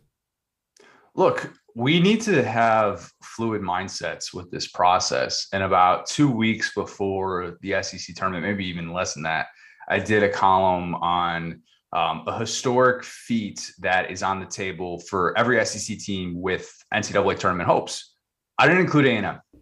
And look, if you would have told me at the end of February that A&M would be the biggest snub of the NCAA tournament field, I would have just laughed in your face. So there's absolutely no way that cannot happen, because we saw in that 8-game losing streak what this team was really struggling with, and they were struggling to get the high percentage looks and all these different things. And we see in the SEC tournament on neutral sites what they could do against Auburn, what they could do against Arkansas, how much they frustrated their guards. Everybody talks about the 0-for-14 that Katie Johnson had. What about JD Note having 5 points, first game with single digits all year? So I had a fluid process looking at A&M. And look, I'm not as dialed into college basketball from November to March in the way that some are. So I try and, be open to other ideas and stuff. But what just blew me away was that, all right, A&M came in to the SEC tournament as a bubble team, right? Like we all agreed with that. So what's the point of being on the bubble if the only thing that can get you in is an automatic bid by winning the tournament? Like, yeah, of course. When Joe Lenardi said that on Marty and McGee on Saturday morning, I nearly spit out my coffee. I'm like, what are we doing here? And there's clearly nothing that you can look at definitively and say, this is why A&M was left out of the field. And I realize it's not just about the conference tournament, but shouldn't it have counted for something? And the fact that Tennessee only got the 3 seed just shows you the selection committee did not care about the SEC tournament whatsoever. So what's the point of playing the SEC tournament? I mean, the bottom line is They made their decision 3 weeks ago, right? Exactly. It is losing significance, and it's something that Greg Sankey needs to address. And it's good to hear coaches like John Calipari and Rick Barnes come out and say, maybe we need to tweak this thing. And look, the Big Ten is guilty of this too, because the Big Ten hasn't won a national title in 22 years. 22 years, yet the Big Ten continues to have, this celebrated conference champion on a Sunday. And we're all used to watching the selection show, and we see the selection show and the Big Ten champion always, for whatever reason, seems to be a little bit underseeded. And it just goes to show you, oh yeah, they're probably not factoring in Sunday as much as we think they are.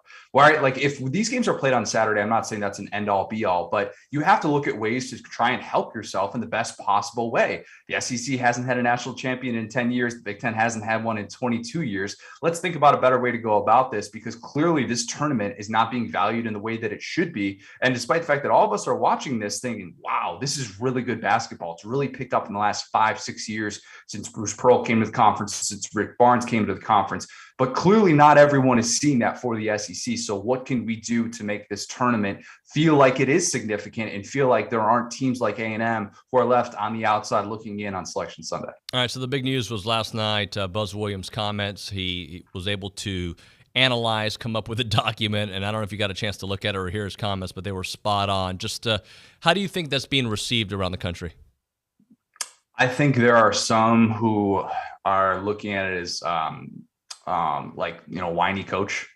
And I think that's the wrong way to look at it, in my opinion. I listened to all 8 minutes of it and was pretty much nodding my head the entire time, because he's right. I mean, I compare it to this. it would be like if I'm going to go off the rails here with little analogies, so stick with me on this one. It would be like if you were maybe in the office and you're trying to get that girl to notice you, right? And, maybe one day you get a new haircut and she kind of says to you, oh, hey, nice haircut. And you're feeling good. You're like, man, all right, what I'm doing is working. Maybe you're starting to get in shape a little bit. You're doing whatever you can to just get a date with this girl, right? And so, finally, she's like, all right, you ask her out, you get up the courage to ask her out. You do all these right things to kind of set yourself up for that opportunity. And then she says, yes, let's go on a date. You guys go on a date.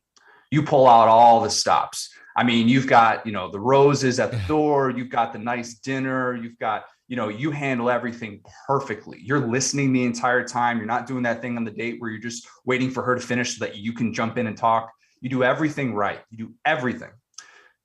Leaves you that night, leaves you on the doorstep. No goodbye kiss. Next day, she just kind of tells you, thanks, but no thanks, nothing. Just gives you nothing.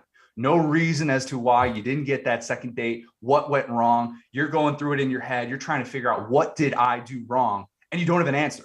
And that's what Buzz Williams has to feel like right now, because he didn't get that clear answer. Everybody says there's a 20-page handbook for the NCAA and how they go about their selection process. That doesn't mean it's specific to A&M. There was nobody that sat down Buzz Williams and said, well, you didn't have enough quad wins in this month, or you didn't do this, this, and this. And we really, it was all about strength of schedule. Like, nobody sat down and said, this is why you didn't make the field, when we spend so much time analyzing who's going to be in, who's not going to be in. And then to just kind of be left there high and dry, you're like, man, I felt like I did everything in my power to make this happen. And we still don't have the clarity that we need. Yeah, it's and look, I don't think change is going to happen, by the way. It's just going to be next year we'll have similar conversations about another school. But we need to keep talking about this, and never forget A&M.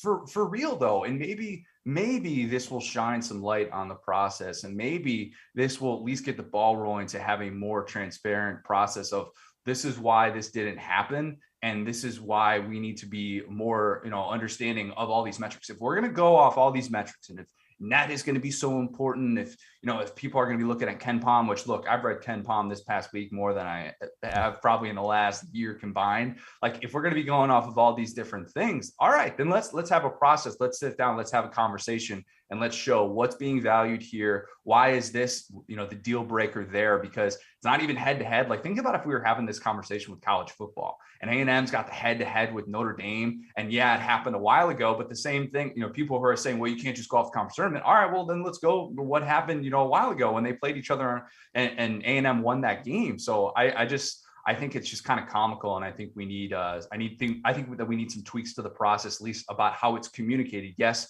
A&M would still be frustrated if it didn't make the field, but at least having some sort of clarity would leave you feeling better than the guy who got left on the door without a reason that he didn't get that second date. Connor O'Gara with us on the BCSI hotline from Saturday Down South. Let's go generic sports radio guy in spring. A&M's quarterback room, all right? I know we've talked about it in the past, but just how strong do you feel about this room and what it can do next year? It's great. Look, you got options, and that's the good thing. I don't think anybody wants to ideally have a true freshman as the backup. So it makes a lot of sense why Jimbo Fisher went out, got Max Johnson, who had the most casual 27-6 TD to INT ratio in the history of college football. And I think that this situation now gives him options. You need to see what Haynes King can do over the course of the season to feel like he's truly, not over the course of the season, that's the wrong way to say it, but even just a month. Think of how much different the conversation with Haynes King would be if he had gotten hurt in early October, as opposed to the second game of the year and so early on. There's just this unknown with him. And there's this untapped potential of, well, what if he comes back and he's fully healthy and he looks like the guy who won the job out of camp last year? But we also have to ask the other question. What if he's not? What if his legs, which are such a big part of his game, aren't quite there? Does that give Max Johnson, who does have those SEC reps, maybe not as high of a ceiling, the advantage to be able to win that job in camp? I think it's really interesting. I think Connor Weigman, of course, is somebody that Jimbo Fisher is just gaga about, and understandably so, National Quarterback of the Year in this class. So I think it's got a lot of different options. I don't think that Jimbo Fisher wants to have that true freshman backup. I continue to say, Connor Weigman's going to be redshirting probably that first year, and this will come down to Haynes King versus Max Johnson, but I'm excited to kind of see the direction it goes. Yeah, we're all pumped about it here. How about A-Chain? He's a guy that I asked Olin earlier. why he doesn't get the national love? And is it because he split time with Isaiah, and Isaiah was maybe the focal point? Because when you watch him play, he stands out. I don't care what team you root for. A-Chain stands out. Yeah, two things with A-Chain why he doesn't maybe get that national love. And I say he's got All-American upside. Like, he absolutely does, my opinion. And to be 100% honest with you, and I'll tell you right now, he's probably not going to be one of my 2 preseason All-SEC backs, just because Tank Bigsby and Chris Rodriguez, in my opinion, what they have shown with a full body of work to me warrants that. But I absolutely think Devon A-Chain has that All-American upside. And if you look at, what could be holding him back? Why doesn't he get this love? I think he gets put into this box as a track guy.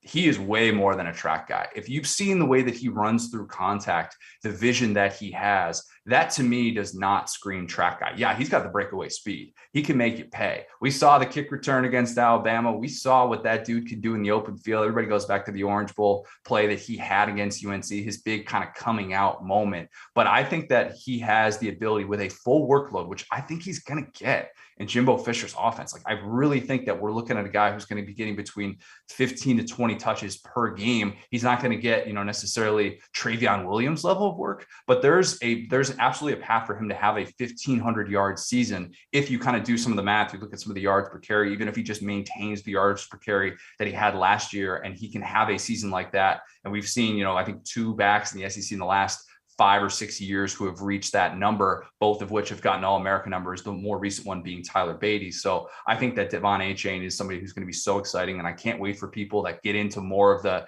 the college football world to look at some of what the things that he did last year and start to get excited about him, because he's going to be one of the most electric players in all of college football. Connor O'Gara with us here on TexAgs Radio. I want to talk May 1st with you because I think it's a huge day. That's the day that players must be on their new team in order to play in 2022. Do you feel like we're going to be seeing any mass exodus anywhere? Or how do you think May 1st is going to play a role into next season? Well, I think we're going to see the JT Daniels decision before then. And that's kind of the last big one that I'm really, really waiting on to kind of see the way it plays out. Maybe Emory Jones as well at Florida, if he spends a spring working with Billy Napier, who is historically really good at eliminating his quarterbacks making mistakes. And if he kind of has a new market, I'll be interested to see how that plays out. But yeah, it is fascinating to kind of see what could unfold. And will we see a place like Auburn, who has had just so much turmoil already this offseason, despite the fact that nothing has really happened, despite, will we see more of a mass exodus? I guess we probably can't, because we've already seen so many guys enter the transfer portal there. But, things always happen like this around this time of year that we kind of don't expect. Could we see quarterbacks on the move? I absolutely think that's going to be the case. If you go back to Joe Burrow, he was a post-spring transfer right after Ohio State spring game. He realized he wasn't beating Dwayne Haskins. He made the decision to enter the portal. I think we're going to see more quarterbacks do that and realize that they need to kind of see the writing on the wall and not assume that they're going to go into a fall battle and be able to win it. So I think we're going to see some of these early quarterback transfers and a few maybe that kind of catch us off guard. Connor, let's talk LSU big picture. A lot of things are at play there. Brian Kelly's new regime, the quarterback room getting bigger with Jaden Daniels out there, but also those sanctions that are looming. Will Wade gone from the basketball program? We don't know how football is going to be affected long term. How do you see LSU here the next, and just as an athletic department, the next year or two? You guys know very, very well, Scott Woodward does not let anything hold him back. Anybody who's saying that he's going to take the cheap route with hiring his next basketball coach, I've said it time and time again, the guy makes bigger splashes than Ham Porter from Sandlot, right? Like, this is not his time to just kind of be quietly like, we're going to take it easy. No, he's going to keep swinging, even if the basketball program is facing some of these sanctions. And maybe you can kind of work through that with the transfer portal in the way that it's built now. And if you can't, recruit for X amount of hours, maybe then you can still be able to kind of work around that with getting some of these guys who have a little bit more experience at the mid-major level. But I don't really think the football program is going to be greatly impacted by this. I think Brian Kelly was kind of aware of some of the things going on with the potential sanctions if they have some sort of recruiting limitations. Obviously, the margin for error in the SEC West is so unbelievably slim, and Brian Kelly making headway there is such a key part for him being able to maximize his potential at LSU. But I see it more impacting the basketball program. The 5 level 1 violations that Will Wade was associated with, 7 overall, is going to have probably a significant impact on what they're able to do, year to year. But I do think they have the right guy in place in Scott Woodward to try and overcome that. Bama and Georgia, they have some holes, but they're Bama and Georgia. How do you see them here coming out of the spring? Yeah. Look, if you're one of those people thinking that Stetson Bennett is in a starting quarterback battle, I'm just going to replay the national championship for you.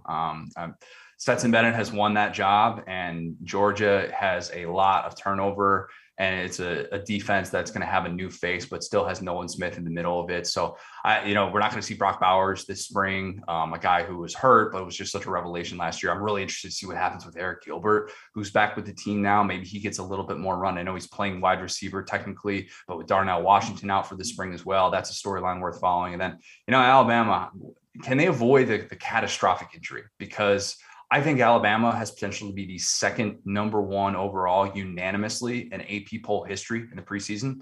2015 Ohio State was the first and the last to do that. I think that Alabama, as long as it avoids an injury to Bryce Young or Will Anderson, could be in that spot. So just getting out of spring healthy. What do these Alabama receivers look like? These young guys, Jai Hall, Corey Brooks, like what exactly is that going to look like? This backfield, kind of hierarchy that they have going with Gibbs, the transfer from Georgia Tech. So there's a lot of storylines with those two teams, but both are going to start off probably as top 3 teams in the country, with Alabama being probably the unanimous number 1.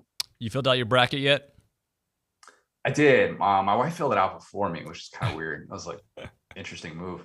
I filled it out. You can check it out, all of it, on SaturdayDownSouth.com right now. I have zero confidence this year, because last year was the closest thing I will ever have to a perfect bracket, like the closest. I mean, unsustainable levels of success. 3 of the Final 4 accurately predicted, national championship perfectly predicted. I won my 15-person bracket pool that I've been organizing for, over a decade. I won it before the Final 4 started. So having that happen last year has humbled me to a place now where I'm like, my bracket is going to be up in smoke going into the second weekend. I'm fully aware. So I'll still give you, so you can fade this if you want. That's my way of saying, like, trust that these picks are not going to be gold, and that there's a stench following them. Right. I got Kentucky. I got Gonzaga. I have Kentucky winning that matchup in the Final 4. And then on the other side, I got Kansas. And then I have Illinois as well, kind of the Bill Self Bowl, if you will. And then I have Kansas beating Illinois, and then Kansas haunting John Calipari once again in a national championship game, a la 2008 when he was at Memphis, and Kansas ultimately cutting down the nets. I don't feel good about it 1%. I'm ready to be hurt. All right, ready to be hurt. Good stuff, Connor, man. We always appreciate you coming on the show, man. Great stuff as always. Anytime, man. Thank you, man. Connor O'Gara there. Saturday Down South. Go check out his great work. Love getting him on the show. All right, open segment when we come back here on TexAgs Radio, presented by David Gardner's Jewelers. I'm Chelsea Reber with your community calendar on the Zone, brought to you by Christine Engler at AggieLoanExpert.com. With an easy refinance, save over $350 a month. NMLS 1309378, Equal Housing Opportunity. Troop Over the Hill presents a humorous, family-friendly show, An Irish Swine Patch. Performances are Friday through Sunday. Make your reservations at TroopOverTheHill.com. Registration is now open for the Bike MS Texas MS 150. The 2-day race starts April 30th and ends at Kyle Field. Register at bikemstexas150.org and use code Aggie25 for 25% off your registration fee.